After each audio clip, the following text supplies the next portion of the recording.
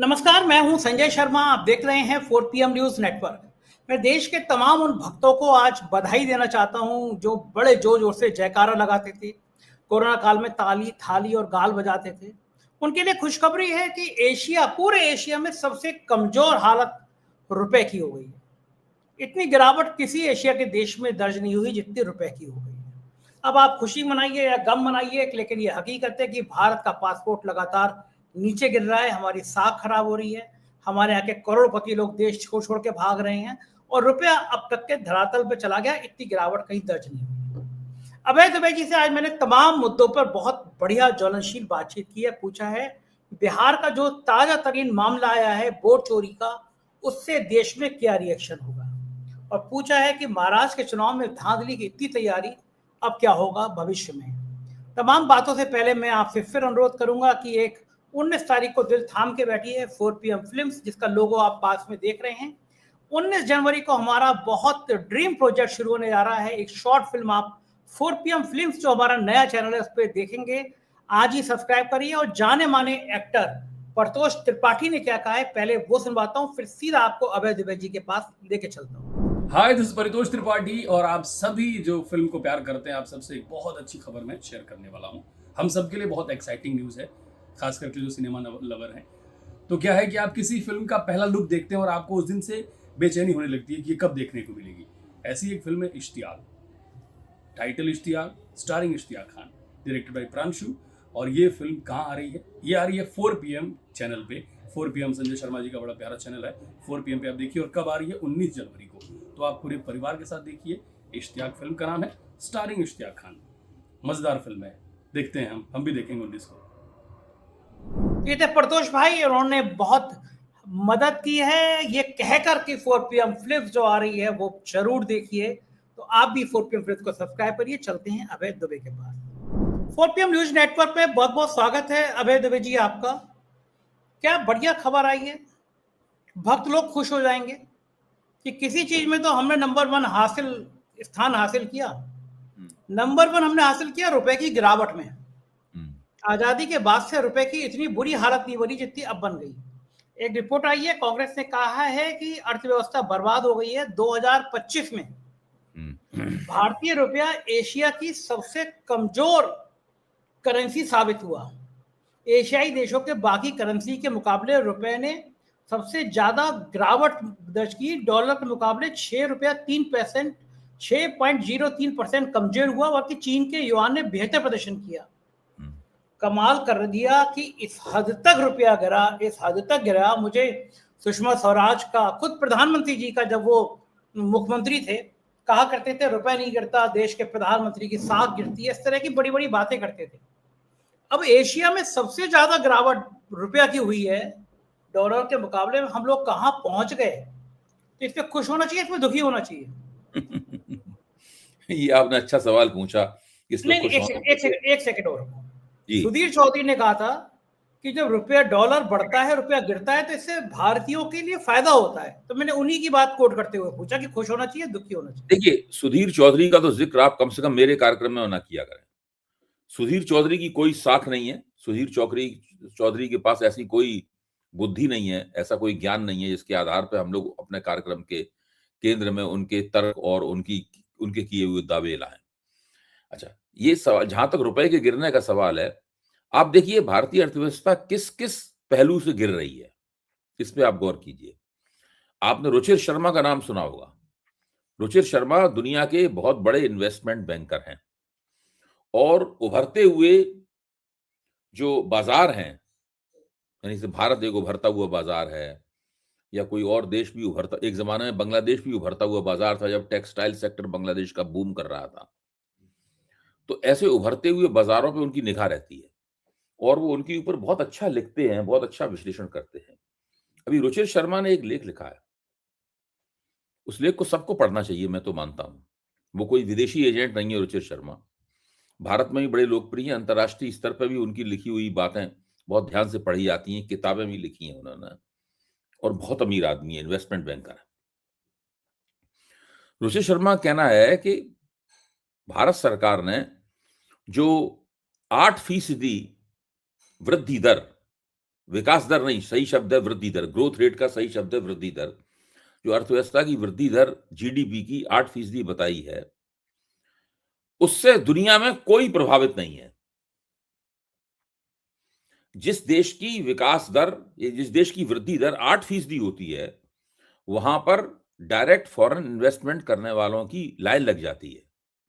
जिस देश की विकास दर 8% के आसपास होती है, उसके उसके स्टॉक मार्केट में खरीदारी करने वाले विदेशी संस्थागत निवेशकों की, फॉरेन इंस्टीट्यूशनल इन्वेस्टर्स की लाइन लग जाती है।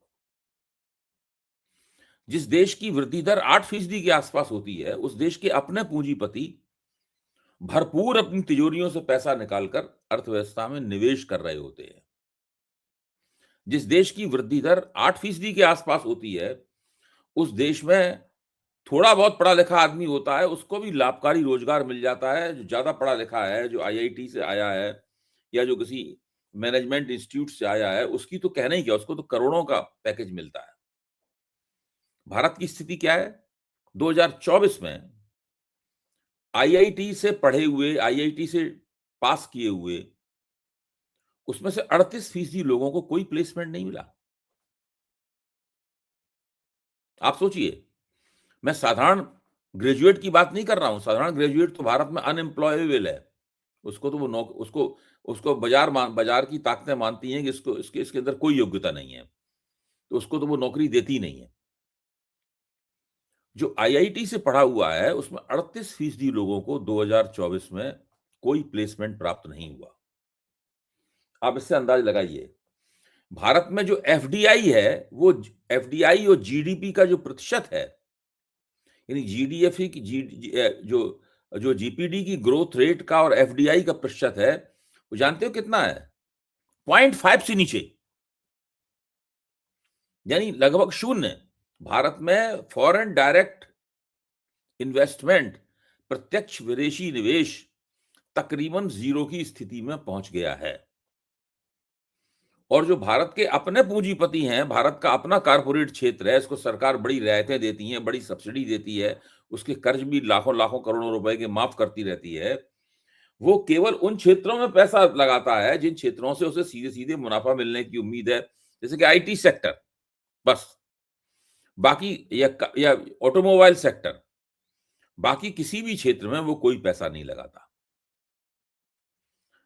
जो बात मैं कह रहा हूं, उसका लबो-लबाब ये है कि भारत की जो 8% ग्रोथ दिखाई जा रही है, 8% वृद्धि दर दिखाई जा रही है, वो भारत के गोदी मीडिया में जो बल्ले-बल्ले हो रही है, उसको छोड़कर दुनिया में कोई भी व्यक्ति उसके ऊपर यकीन करने के लिए तैयार नहीं है।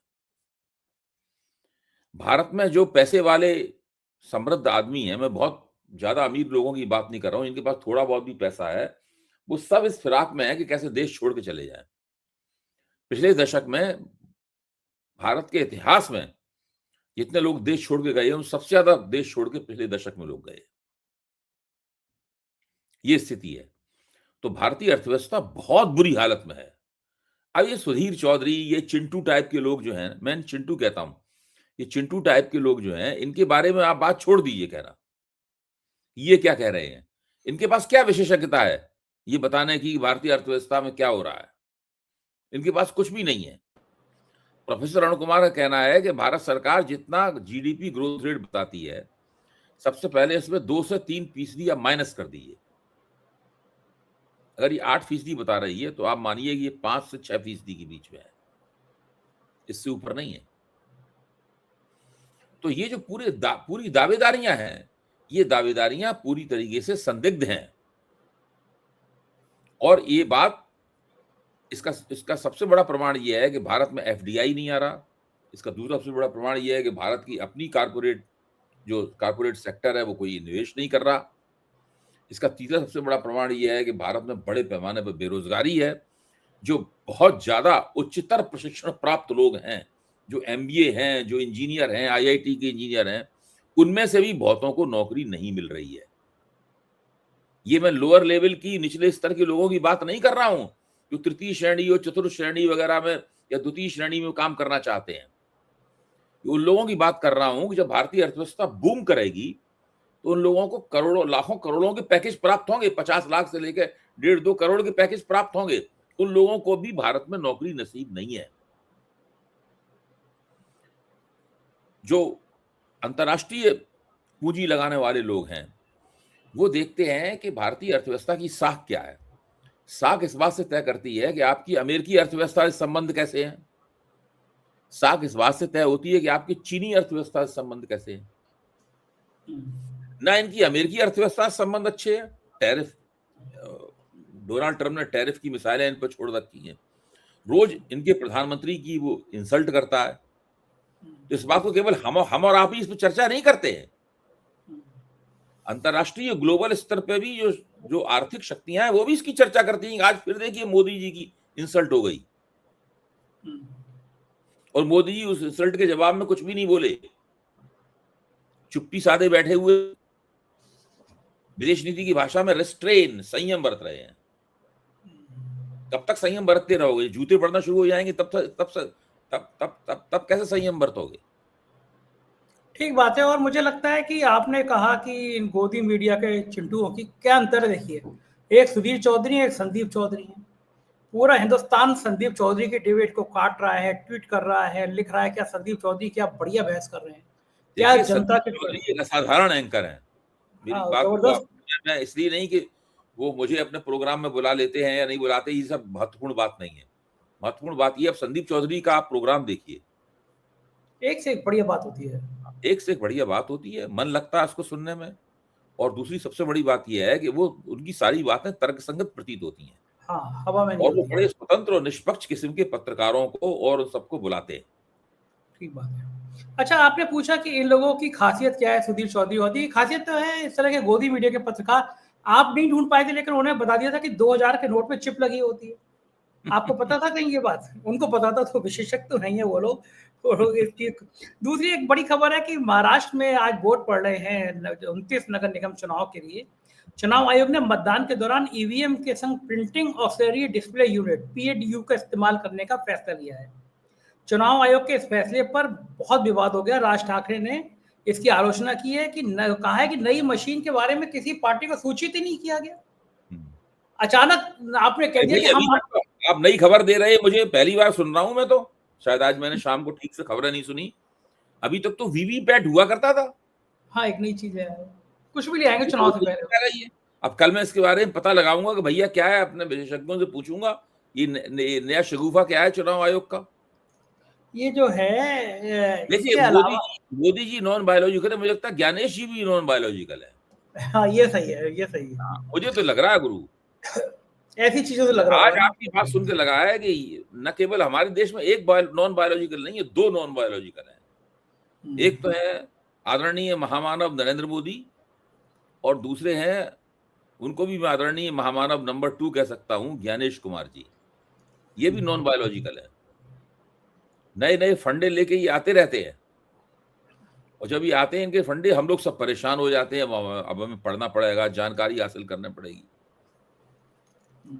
ठीक बात है, देखते रहेंगे। उधर एसआईआर को लेके अभी भी विवाद लगातार जारी है। बिहार के चुनाव की प्रेत छाया लगातार पड़ रही है, तरह तरह के खुलासे हो रहे हैं। अभी एक नई रिपोर्ट जारी की है। इस रिपोर्ट ने तो सबको चौंका दिया है। क्या बिहार में जबरदस्त खेला हुआ है अभय जी? देखिए, एक संगठन है वोट फॉर डेमोक्रेसी, महाराष्ट्र का संगठन है। इसको मराठी में कहते हैं मताधिकार फक्त लोकशाही साठी।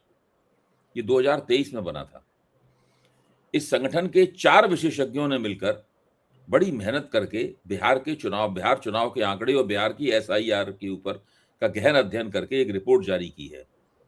इस रिपोर्ट का शीर्षक है the Bihar verdict 2025, an audit of the stolen mandate from SIR manipulation to the midnight hike, how the vote was engineered.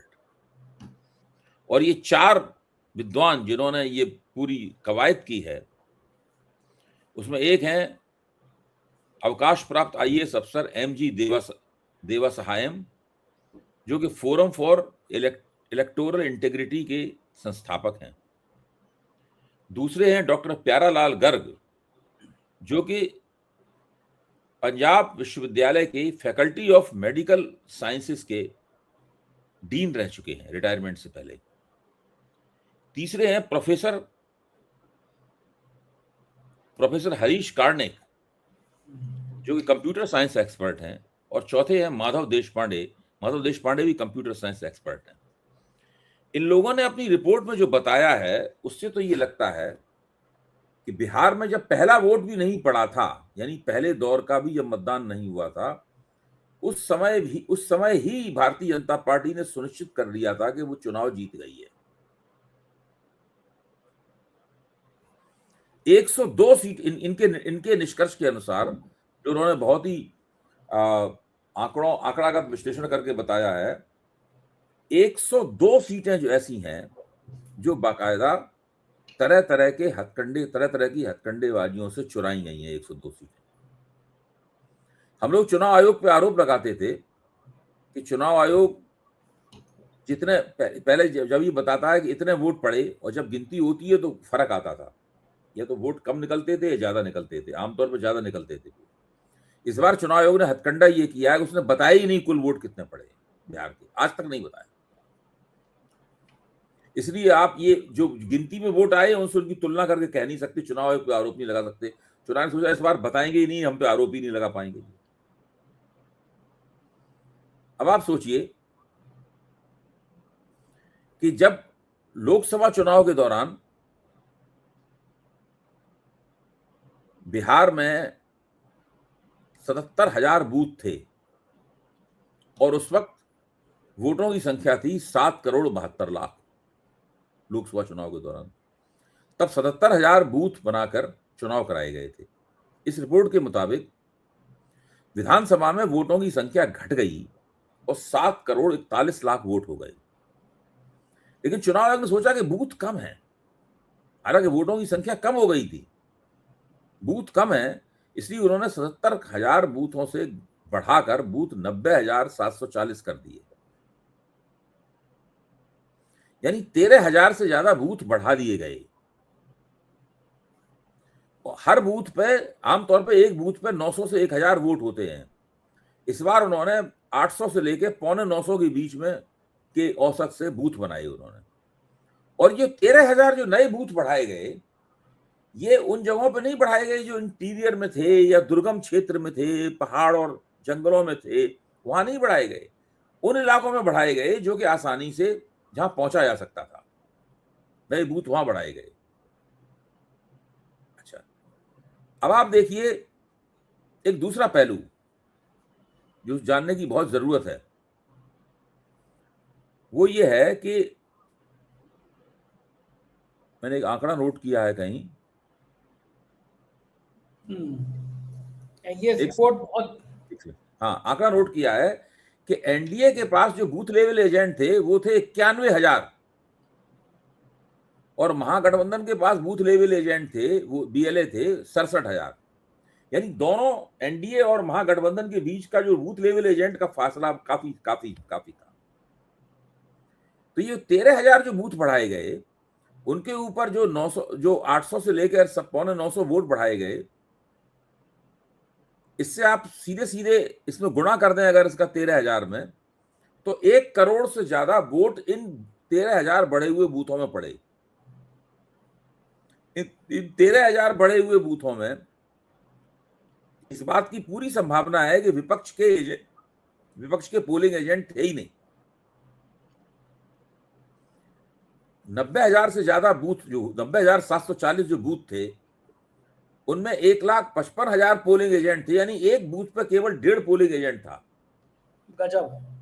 हाँ, आप समझ सकते हैं कि इस तरीके से पूरे बहुत कई तरीकों से बिहार में चुनाव के अंदर एक प्रपंच किया गया और वोटों को चुराया गया बिहार में। इस तरह के पूरे आंकड़े इसमें भरे हुए हैं। कभी आप फुर्सत में अगर हों तो मैं इस रिपोर्ट के लिखने वाले एक आध विद्वान को बुला सकता हूं और 4 PM के मंच पर उनसे चर्चा कर सकता हूं। बिल्कुल ठीक है, बिल्कुल जरूर करेंगे, क्योंकि जनता को पता चलना चाहिए। करवाएं, मैं उनको निमंत्रित करूंगा 4 PM के लिए। बिल्कुल ठीक, वो आएंगे और आपके साथ चर्चा करेंगे, तब आपको मालूम होगा कि दरअसल खेल क्या हुआ है, ये इतना जबरदस्त हुआ है। और सुनिए, 90,000 ज्यादा बूथ थे, उसमें चुनाव आयोग ने 1,80,000 जीविका दीदियों को नियुक्त किया। हर जीविका दीदी को 10,000 रुपए सरकार ने दे रखे थे, बांट रखे थे। यानी हर जीविका दीदी के ऊपर एक बूथ के ऊपर एक बूथ के ऊपर 2 जीविका दीदियां चुनाव आयोग के आधिकारिक रूप से एजेंट के रूप में नियुक्त थी, जो कि एनडीए की कन्वेंसिंग कर रही थी, कि उन्होंने 10,000 रुपए एनडीए सरकार से ले रखे थे। गजब है, गजब आप है। इसका अनुमान लगाइए कि किस तरह बिहार में ये वोट चोरी हुई है बड़े पैमाने पर। गजब है, लोकतंत्र कोई बचा नहीं है। उधर ओवैसी ने इतिहास का बदला लेने वाले बयान पर एनएसए डोभाल की आलोचना की है और पूछा है, अगर आज कहा जा रहा है कि इतिहास का बदला लो, तो महात्मा गांधी के हत्यारे का धर्म क्या था? अगर वो मुझे अतीत में हुई घटना के लिए जिम्मेदार ठहरा रहे हैं तो कहानी बहुत पीछे तक जाएगी। फिर कौरवों के अत्याचार का बदला कौन लेगा? साथ ही उन्होंने भी ये कहा, राष्ट्रीय सुरक्षा सलाहकार इतिहास में बहुत कमजोर है। डोभाल साहब को ये पड़ी क्या थी कि आ बैल मुझे मार, उनका जो काम है वो तो कर नहीं पा रहे। वो पहलगांव से लेके पुलवामा तक क्या हो गया देश में, उन्हें कुछ पता नहीं रहता। वो अपने ऊपर पिक्चर बनवाने में और इस तरह की कहानियां बनाने में बिजी रहते हैं। तो ये ज्ञान उन्हें क्यों? एक ओटीटी के ऊपर एक सीरियल चल रहा है, उस सीरियल का शीर्षक ये सलाहकार, और ये जो है राष्ट्रीय सुरक्षा सलाहकार है डोभाल साहब। इन्होंने पिछले करीबन 10 साल के अंदर बहुत से भाषण दिए हैं सारे देश में घूम घूम के। भाषण देने के बड़े शौकीन हैं और ये बड़े अच्छा भाषण देते हैं डोभाल साहब। मैंने इनका आमने सामने नहीं सुना, लेकिन वीडियो सुना है इनके भाषण का। और भाषण में काफी इनके मोदी और आरएसएस के लोगों की तरह नहीं बोलते। ये काफी उर्दू शब्द बहुत इस्तेमाल करते हैं डोभाल साहब। ऐसा लगता है कोई सेकुलर इंटेलेक्चुअल बोल रहा हो। डोभाल साहब का भाषण सुने तो आपको पहला इंप्रेशन आप पे ये पड़ेगा कि सेकुलर इंटेलेक्चुअल बोल रहा है। तो ये उर्दू शब्दों का इस्तेमाल करने से एक अलग तरह की छवि इनकी पड़ती है। ये हमेशा कहते हैं कि भारत की सभ्यता के ऊपर बहुत घाव लगे हैं और उन घावों से अभी तक एक तरह का खून रिस रहा है और उसका बदला लेना बहुत जरूरी है।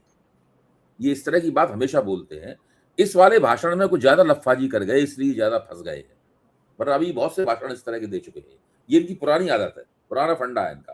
ठीक बात है। और देश में इस तरह की नफरत की बात जो फैला दे, जो कर दे, उसके बल्ले बल्ले रहती है। बहुत बहुत शुक्रिया अभय जी, आपने मुझसे बातचीत की, समय दिया। Thank you. ये था अभय दुबे जी। पूरी बातचीत आपने सुनी, कैसी लगी बातचीत बताइएगा जरूर। शुक्रिया, थैंक यू।